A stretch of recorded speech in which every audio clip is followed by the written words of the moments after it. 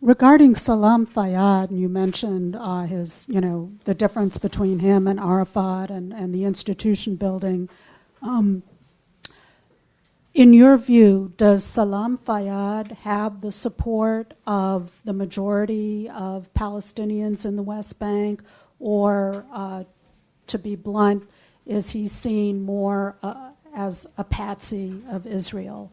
That's one question. And then kind of a related question is, do you see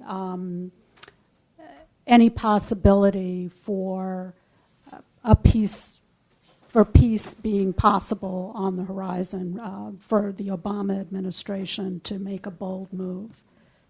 Do you want to start? Yeah. With Salam Fayyad, I don't think he's seen as a patsy of Israel. I mean, he's had the easier job, though. Mahmoud Abbas, I think, may fall a little bit more into that category. He's had the difficult task of trying to get the negotiations going. Those haven't gone anywhere. So Hamas is very fond of pointing to him and saying, see, go ahead, give it your best shot, and then sort of saying, see, the negotiations don't work. Fayyad is focused more on the nuts and bolts of Palestinian life in the West Bank, and so he's been able to avoid that sort of label of having to make compromises or negotiate with Israel.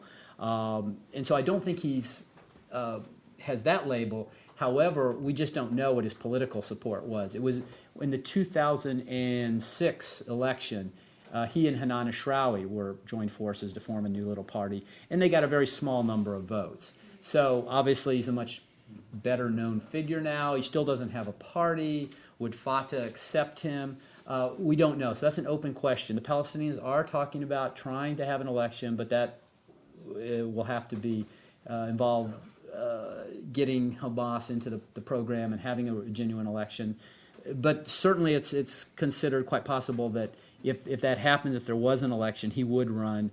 And there is nobody else on the horizon who's got his credentials right now. So, but you're not taking into account that he's really only representing the West Bank. If he only has even possibility of a shot in the West Bank. In Gaza, he's an unknown quantity. He's not going to be so popular among Hamas supporters. Gaza has changed so much in the last 10 years that it is hard to imagine that he would be a popular candidate. Maybe the only hope is that Hamas decides to sit out the elections, they boycott it, and then those who are left in Gaza might side with him, but I think it's really problematic when you don't have the sort of radical street credibility. I mean, there are very few people who can do both in the Palestinian areas, and I think one of the strikes against him is that he doesn't necessarily have a lot of, he can't necessarily talk to those young, more radical young people. And in terms of the second question? That's about whether there's hope for peace. In terms of a negotiated peace, we're not terribly optimistic, I have to say. It's just, again, the problems have multiplied, and the issues they have to deal with are greater. And the societies, the extremist elements, particularly on the Palestinian side, have grown stronger. The Israeli settlements are more entrenched. So as a negotiated settlement, I think it's pretty hard to see in the near term. However, if we see some progress or movement at the diplomatic level, like in the United Nations, that may force Israel to say, hey, we don't want the United Nations drawing our boundaries. We will try to do something. But I think you can't leave the situation to stagnate, but you can't be naive that you're going to just dust off an old plans. And one of the conclusions that we come to is that some wars maybe can't be won, but they have to be managed. And this is a situation where there needs to be leadership on the part of the Obama administration. They have to manage it. They can't neglect the situation. They need to make sure that it doesn't become that it doesn't boil over. But setting the goal of a solution and then coming out with tired statements about settlements and what each side needs to do, it's a broken record at this point. And so you need sort of creative understanding of how to manage it, how to give people some hope within the constraints of what's going on, but to set a goal. It's very dangerous in the Middle East to raise expectations and then not fulfill them. And we've often seen that many intifadas were launched as a result of that. And so we would really caution against raising false expectations with setting a date and saying we're going to have a solution by this point in time, because usually we've seen more often than not they fail. We only have time for about a couple more questions there, and then Phil.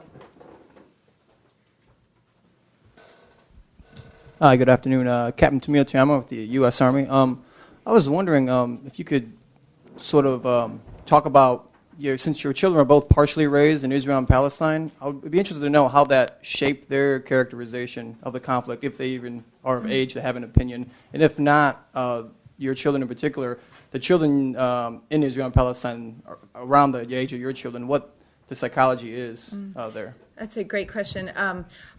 Our children, it's funny because our two daughters were born in Israel, and they're 8 and 10 years old now.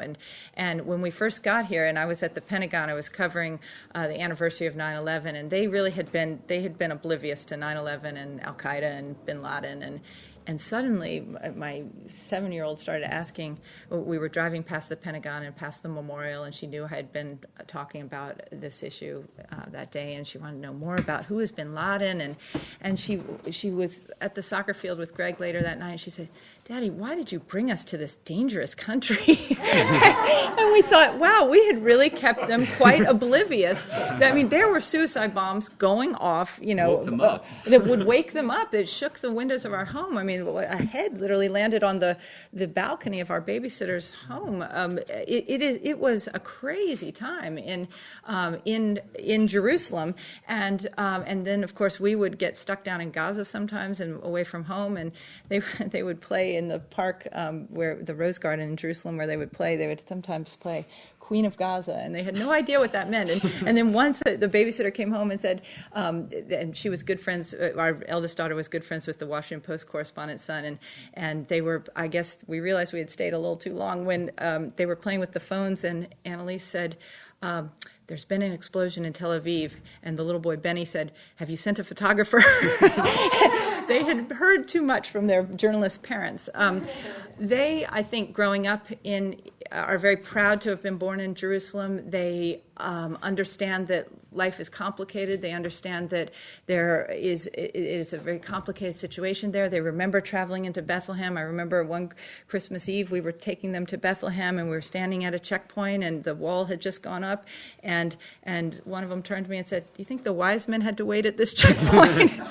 And so they have these kind of memories, and so they'll process it in their own way at a certain point. They have great friends on both sides, but they weren't old enough, and they weren't fearful, and that was, I think, I think what we realized, what we wanted to impart in the book is that you can live a very normal life in both places. As tragic as the situation is, and as difficult as living in a war zone is, it's amazing how many people do it and raise children in it. And so you could travel to Israel tomorrow and to Jerusalem and Bethlehem and have a wonderful vacation. It's not that, it is the dichotomy of living in such a place.